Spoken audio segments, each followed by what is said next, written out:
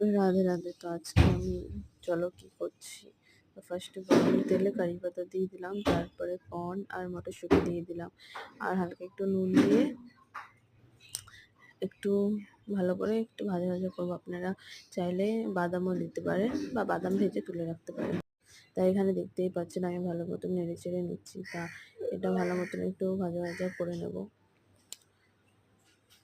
সন্ধ্যাবেলায় এরকম চটপটি খাবার সবারই ভালো লাগে, একটু চা দিয়ে। তা আমি একটু গোলমরিচের গুঁড়ো আর হচ্ছে একটু বাটার দিয়ে দিলাম, আর এদিকে আমি পাঁপড়টা ভেজে নিচ্ছি। প্রথমে ভেবেছিলাম ভাজবো, তারপরে সেঁকে নিচ্ছি।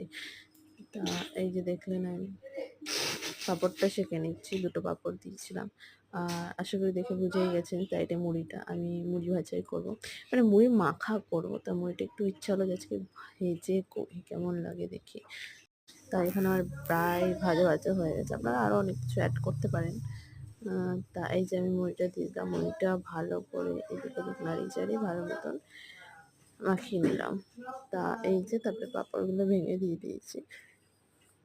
তা আপনারাও সন্ধ্যাবেলায় এরকম টেস্টি মুড়ি মাখা করে খেতে পারেন।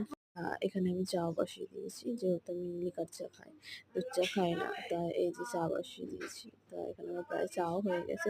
আর মুড়ি মাখাটা কেমন হলো সেটা জানিও কমেন্ট করে। রাধে রাধে। আপনারা এরকম করে ট্রাই করতে পারেন।